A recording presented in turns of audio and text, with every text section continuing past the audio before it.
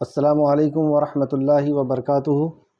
الحمدللہ ان الحمدللہ نحمدہ ونستعینہ ونستغفرہ ونعوذ باللہ من شرور انفسنا ومن سیئات اعمالنا من یہدہ اللہ فلا مضل لہ ومن یضلل اللہ فلا ہادی لہ واشہد ان لا الہ الا اللہ واشہد ان محمدا عبدہ ورسولہ۔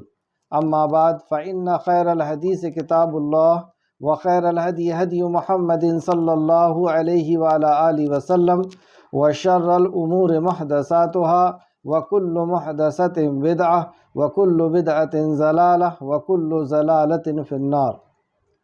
رب اشرح لی صدری ویسر لی امری واحلل عقدۃ من لسانی یفقہوا قولی۔ رب زدنی علما رب زدنی علما رب زدنی علما، آمین یا رب العالمین۔ ہر قسم کی تعریف اور شکر اللہ رب العزت کے لیے لائق اور زیبا ہے، جو ساری کائنات کا ایک و تنہا خالق، مالک، مربی اور منتظم ہے۔ درود و سلام ہو انبیاء اکرام پر، خصوصاً نبی مکرم رحمۃ للعالمین امام الانبیاء محمد صلی اللہ علیہ وسلم پر۔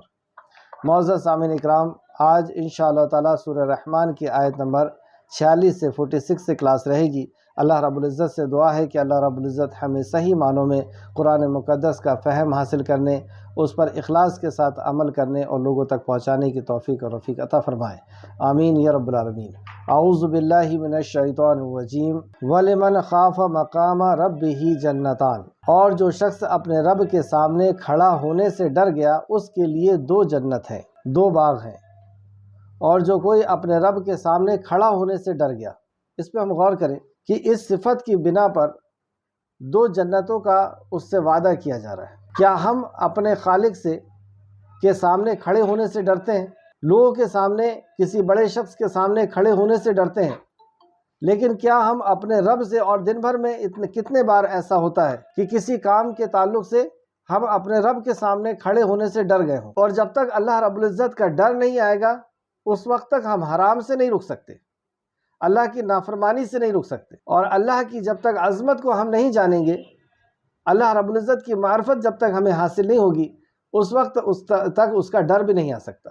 اور اللہ رب العزت کی نعمتوں کا جب تک مشاہدہ نہیں کر لیں گے، اس کی نعمتوں کو جب تک ہم نہیں جان لیں گے، اس وقت تک اس سے محبت بھی نہیں ہوگی کہ وہ محبت اس کی نافرمانی سے ہمیں روکے۔ اللہ سے ایسی محبت ہو کہ اس کی نافرمانی کا ڈر ہو، یا اللہ رب العزت کی پکڑ کو ہم ایسا جانتے ہو کہ اس کی پکڑ سے ہم ڈرنے والے بن جائیں۔ تو جو اللہ کے سامنے کھڑا ہونے سے ڈر گیا اس دنیا کی زندگی میں، بس اسی کے لیے جنت ہے۔ اس تعلق سے سورہ نازیات میں بھی ہے، سورہ نازیات آیت نمبر 40-41 میں اللہ رب العزت نے فرمایا، اور رہا وہ جو اپنے رب کے سامنے کھڑا ہونے سے ڈر گیا اور اس نے اپنی خواہشات کو روک لیا، مطلب اپنی خواہشات پہ اس نے کنٹرول کر لیا، تو بے شک جنت ہے اس کا ٹھکانہ، اسی کا ٹھکانہ جنت ہے۔ ایک حدیث میں آتا ہے ڈر کے تعلق سے کہ اللہ رب العزت سے جب بندہ ڈرنے لگ جاتا ہے یا ڈر جاتا ہے تو یہ اس کی مغفرت کا بھی باعث بن جاتا ہے۔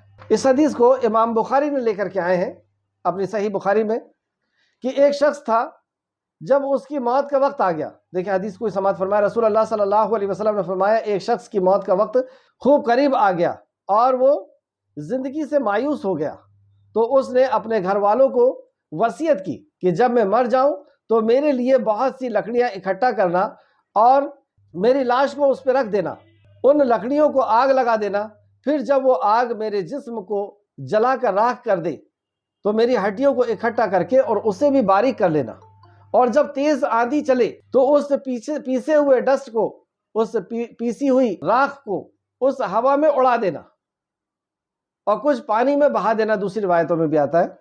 کیوں ایسا کیا اس نے؟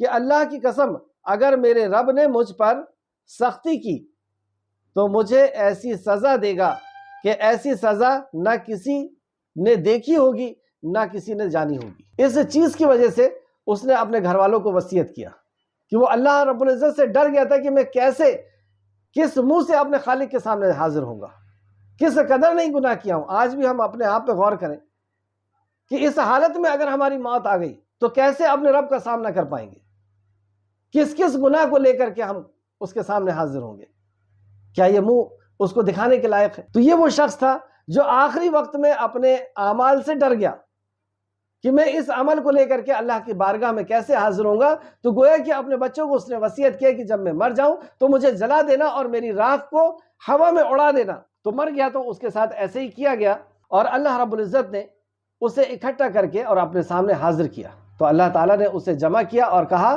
کھڑا ہو جا، تو وہ سامنے کھڑا ہو گیا۔ اللہ تعالیٰ نے پوچھا کہ کس چیز نے تجھے اس کام پر آمادہ کیا، کس چیز نے تجھے اس کام پر آمادہ، کیوں ایسی وصیت کیا تھا؟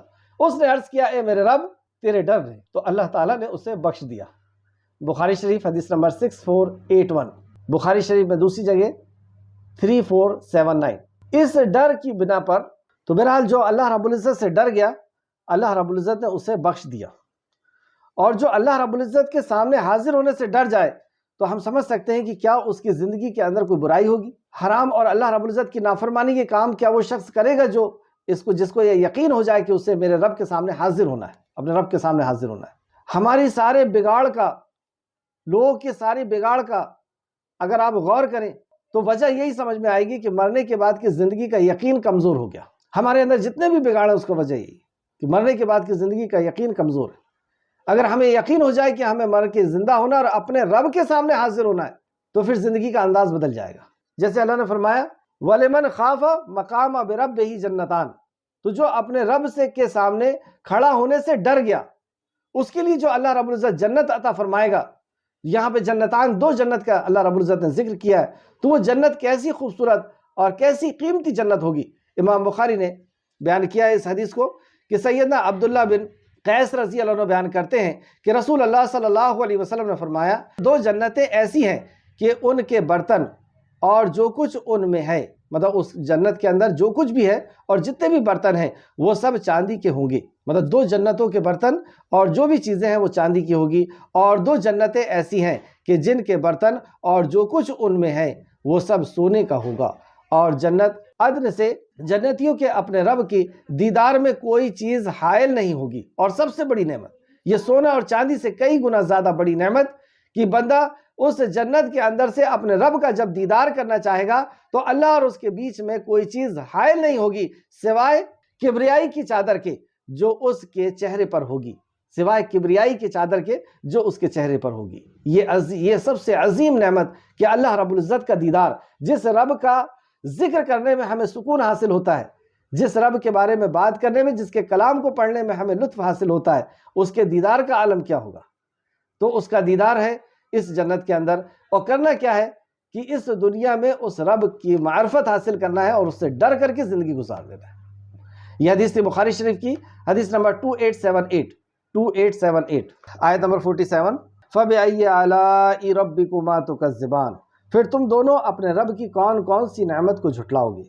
یہاں پہ انسان اور جن دونوں سے خطاب ہے کہ تم دونوں یعنی انس اور جن اپنے رب کی کون کون سی نعمت کو جھٹلاؤ گے۔ اس سے یہ ثابت ہوا کہ جنت جہاں پر انسانوں کے لیے یعنی آدم ذات کے لیے ہے وہی جنات حضرات کے لیے بھی ہے، وہ بھی اگر ان سے بھی وہی مطالبہ ہے، ان کی بھی وہی شریعت ہے جو ہماری شریعت ہے، اور جناتوں کے بھی وہی نبی ہیں جو ہمارے نبی یعنی نبی مکرم صلی اللہ علیہ وسلم، اور ان کے لیے بھی وہی جنت اور وہی جہنم ہے جو ہمارے لیے ہے، ان کے لیے بھی وہی کام ہے۔ تو پھر تم دونوں اپنے پروردگار کی کون کون سی نعمت کو جھٹلاؤ گے۔ تو اس آیت کو سن کر کے جنات حضرات نے کہا تھا کہ اے اللہ ہم تیری نعمتوں میں سے کسی کو بھی نہیں جھٹلاتے، تو ہمیں بھی یہی کہنا ہے جب بھی یہ آیت آئے۔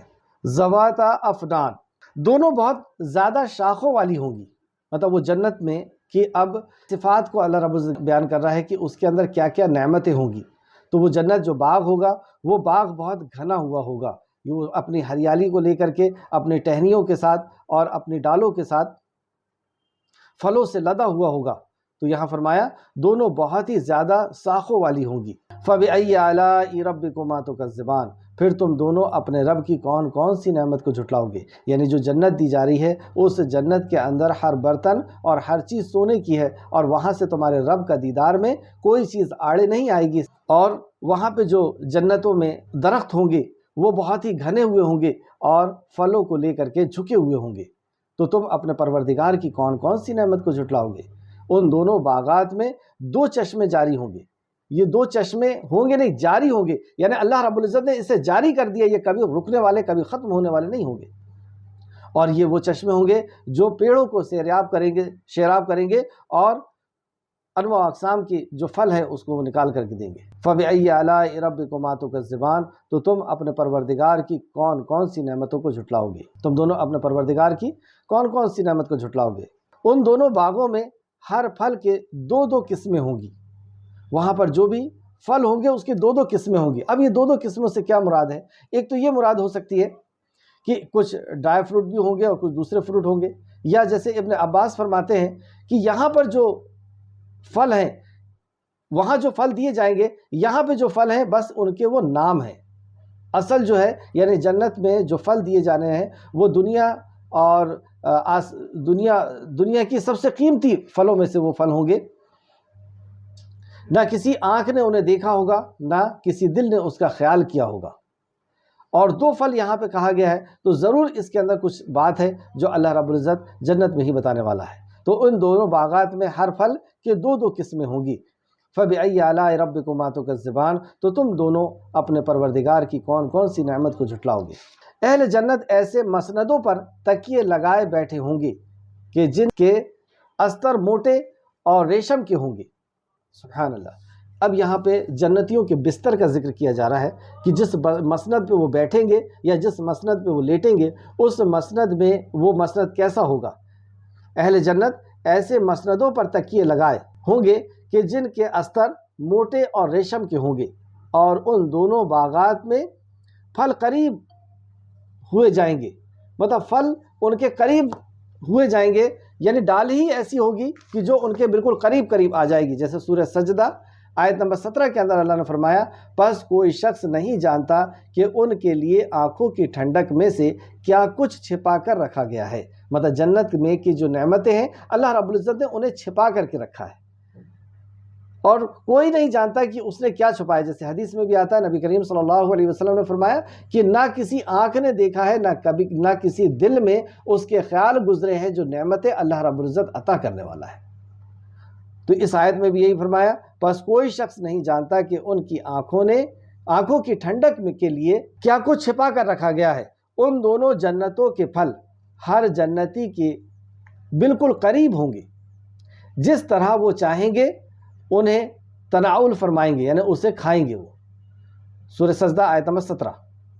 اس طریقے سے سورہ دہر آیت نمبر 14 کے اندر اللہ فرماتا ہے، اور اس کے سائے ان پر جھکے ہوئے ہوں گے، اور اس کی خوشیں یعنی گچھے قریب ان کے تابع فرمان ہوں گے، یعنی اتنے قریب آ چکے ہوں گے کہ اس کو وہ ویسے ہی نوش فرمائیں گے، اس کو ویسے ہی وہ کھائیں گے۔ آیت نمبر 55، فَبِأَيِّ آلَاءِ رَبِّكُمَا تُكَذِّبَانِ، تو تم اپنے پروردگار کی کون کون سی نعمت کو جھٹلاؤ گے؟ ان میں جھکی نظروں والی عورتیں ہوں گی۔ عورتوں کے اندر بے حد اللہ رب العزت نے خوبیاں رکھی ہے، لیکن صرف ایک خوبی کا یہاں پہ ذکر کیا گیا۔ اس خوبی کے علاوہ ساری اگر خوبیاں بھی ہوں تو وہ کسی مطلب کی، کسی معنی کی نہیں ہوتی۔ جو سب سے عظیم چیز ہے کہ ان میں جھکی ہوئی نظروں والی ہوں گی۔ ان کی نظریں جھکی ہونا یہ اس بات کا سمبول ہے، یہ اس بات کی پہچان ہے کہ وہ پاک دامن ہوں گی، وہ اپنی عظمت کی حفاظت کرنے والی ہوں گی، وہ حیا والی ہوں گی۔ اور اسی چیز کا آج کل کی خواتین قدر نہیں کرتی ہیں، اور بھی جو نعمتیں ہیں اس کی خوب قدر کرتی ہیں کہ اسکن کا رنگ کمزور نہ پڑے، اس کے اندر جھریاں نہ آئے، فلاں نہ ہو، فلاں نہ ہو، ساری چیزوں کا وہ بہت خیال رکھتی ہیں۔ لیکن جو سب سے عظیم زیور ہے اور وہ ہے حیا، وہ ہے اس کی عظمت، وہ ہے اس کی عزت، تو اس کا یہاں پہ ذکر کیا کہ جو عورتیں دی جائیں گی اس میں سب سے قیمتی جو نعمت ہے اس نعمت کا اللہ نے ذکر کیا، اور اس نعمت کے عوض انہیں کیا دیا جائے گا، وہ دونوں چیز اس آیت کے اندر اللہ رب العزت نے بیان فرمایا ہے۔ ان میں جھکی نظروں والی شرم و حیا کی پیکر ہوں گی، اور ان سے پہلے انہیں نہ کسی انسان اور کسی جن نے ہاتھ نہیں لگایا ہوگا۔ اس جنت میں آنے سے پہلے، اس جنتی کو ملنے سے پہلے نہ کسی انسان نے نہ کسی جن نے اسے ہاتھ لگایا ہوگا۔ کیوں ایسا؟ کیونکہ خوبی پہلے بتا دی گئی کہ یہ خوبی ہے، اس بنیاد پر اللہ رب العزت نے گویا کہ اسے سوار کر کے جنتیوں کے لیے رکھا ہے۔ پھر تم دونوں اپنے پروردگار کی کون کون سی نعمت کو جھٹلاؤ گے؟ کأنہن الیاقوت والمرجان۔ اب دیکھیے ان کی مثال اللہ رب العزت نے یاقوت اور مرجان سے دی کہ ان کے رنگ ایسے سفید ہوں گے جیسے کہ یاقوت ہو، اور ان کا کلر ایسا سفید ہوگا جیسے مرجان ہو۔ تو موتی کی طرح اور ہیرے اور موتی کی طرح موتی اور ہیرے سے اللہ رب العزت نے ان خاتون کی، ان حوروں کی مثال بیان کی ہے۔ پھر تم دونوں اپنے پروردگار کی کون کون سی نعمت کو جھٹلاؤ گے؟ حل جزاء الاحسان الا الاحسان، تو احسان کی جزا تو احسان ہی ہے۔ پھر تم دونوں اپنے پروردگار کی کون کون سی نعمت کو جھٹلاؤ گے؟ یعنی جو نیکیاں تم نے یہاں پہ اس دنیا کے اندر کی ہے، اس نیکی کی، اس احسان کا بدلہ تو احسان ہی ہوگا۔ آیت نمبر 62، ان دو باغات کے علاوہ اور دو باغات ہوں گے۔ جیسے یہاں پر حوروں کا ذکر کیا گیا تو کچھ سوال یہ آتا ہے کہ مردوں کے لیے حوریں ہیں، عورتوں کے لیے کیا ہے؟ تو جنت کے اندر یا اس دنیا کے علاوہ اس دنیا کے اندر بھی انسان کی جو فطرت ہے اسی فطرت میں وہ ہوگا، انسان کی فطرت نہیں بدلتی ہے۔ جیسے مسلم شریف کی حدیث ہے کہ جنت میں جنتی کہیں گے کہ ہمیں کھیتی کرنا ہے، تو انہیں کہا جائے گا کہ ٹھیک ہے کر لو، حالانکہ جنت میں کسی چیز کی ضرورت نہیں ہے، تو فطرت نہیں چینج ہوتی۔ یہاں پر جیسے ایک خاتون کے لیے ایک مرد کافی ہو جاتا ہے، لیکن مرد کے لیے اور بھی ہے، اس وجہ سے اللہ رب العزت نے اور حوروں کا ذکر کیا ہے۔ آیت نمبر 62، اور ان دو باغات کے علاوہ دو باغ اور بھی ہیں، جس کا ہم حدیث میں پڑھ چکے ہیں کہ دو باغ ایسے ہوں گے جو چاندی کے ہوں گے اور دو باغ ایسے ہوں گے جو سونے کے ہوں گے، تو یہ 4 باغ ہوئے، اور ان دو باغ یعنی ان دو جنت کے علاوہ 2 جنتیں اور ہوں گی۔ پھر تم دونوں اپنے پروردگار کی کون کون سی نعمتوں کو جھٹلاؤ گے؟ جو گہرے سبز سیاہ مائل، جو گہرے سبز سیاہ مائل ہے، مطلب بہت ہریالی والی وہ جنت ہے۔ پھر تم دونوں اپنے پروردگار کی کون کون سی نعمت کو جھٹلاؤ گے؟ اس میں جو جوش مارتے ہوئے 2 چشمے ہیں، جیسے کہ دوسری جگہ قرآن کے اندر آتا ہے، اور احادیث سے بھی ہم کو پتہ چلتا ہے کہ جنت کے اندر نہریں ہوں گی، دودھ کی، شہد کی جو نہریں ہیں، اس کے تعلق سے یہاں فرمایا ان میں جوش مارتے ہوئے 2 چشمے ہیں۔ پھر تم دونوں اپنے رب کی کون کون سی نعمت کو جھٹلاؤ گے؟ ان دونوں میں لذیذ پھل ہوں گے اور کھجوروں کے درخت اور انار بھی۔ سارے پھلوں کا اللہ رب العزت نے یہاں ذکر کیا، لیکن اس سے ہٹا کر کے پھر 2 پھل کا اور الگ سے ذکر کیا۔ اس سے یہ پتہ چلا کہ اس کے اندر کچھ اور خوبی ہے جو دوسرے پھل کے اندر نہیں ہے۔ جیسے کہ ہم جانتے ہیں کہ کھجور کے اندر ہر قسم کے وٹامنس ہوا کرتے ہیں جو ایک انسان کی جینے کے لیے، ایک انسان کی جسمانی ضرورت کے لیے کافی ہوتے ہیں۔ ایک انسان اگر صرف پانی اور کھجور کھاتا رہے تو اس کی ساری جسم کی ضرورتیں پوری ہو جائے گی۔ تو یہاں اللہ نے فرمایا ان دونوں میں لذیذ پھل ہوں گے اور کھجور کے درخت اور انار بھی۔ پھر تم دونوں اپنے رب کی کون کون سی نعمت کو جھٹلاؤ گے؟ ان سب باغوں میں خوبصورت اور خوب سیرت عورتیں ہوں گی۔ سورہ نبا آیت نمبر 31 سے 34 میں بھی اس کا ذکر ہے کہ یہاں پہ جو خواتین دی جائیں گی ان کے نکاح میں، تو یہاں پہ 2 خاتون کا اللہ رب العزت نے ذکر کیا ہے، میں خوب سیرت اور خوبصورت عورتیں ہوں گی۔ پہلے یہاں پر بھی سیرت کا ذکر کیا کہ ان کی سیرت بھی اچھی ہوگی اور ان کی خوبصورتی بھی بہتر ہوگی۔ تو سورہ نبا آیت نمبر 31 سے 34 کے بیچ میں بھی اس کا ذکر آپ کو ملے گا۔ سورہ واقعہ آیت نمبر 35 سے 37 کے بیچ میں ملے گا۔ پھر تم دونوں اپنے پروردگار کی کون کون سی نعمت کو جھٹلاؤ گے؟ حوریں جو خیمے میں محفوظ ہوں گی، اس کے تعلق سے بھی حدیث میں آتا ہے کہ وہ بڑے بڑے خیمے ہوں گے جو موتی کے اندر بنے ہوئے ہوں گے، اور وہاں پر یہ ان کو رکھا جائے گا۔ تو حوریں جو خیموں میں محفوظ ہوں گی۔ پھر تم دونوں اپنے پروردگار کی کن کن نعمت کو جھٹلاؤ گے؟ ان سے پہلے انہیں کسی انسان اور کسی جن نے ہاتھ نہیں لگایا۔ سبحان اللہ، اسے کسی انسان اور کسی جن نے بھی ہاتھ نہیں لگایا۔ پھر تم دونوں اپنے رب کی کون کون سی نعمت کو جھٹلاؤ گے؟ سبز اور نہایت نفیس نادر تختوں پر وہ تکیے لگائے ہوئے ہوں گے، یعنی جنت کے اندر جس انداز میں وہ بیٹھیں گے اس کا اللہ رب العزت نے پھر سے ذکر کیا کہ وہ سبز اور نہایت نفیس ریشم کے غلافوں کے اوپر یا بستروں کے اوپر تکیے لگائے ہوئے ہوں گے۔ پھر تم دونوں اپنے پروردگار کی کون کون سی نعمت کو جھٹلاؤ گے؟ آپ کے رب ذوالجلال والاکرام کا نام بہت ہی بابرکت ہے۔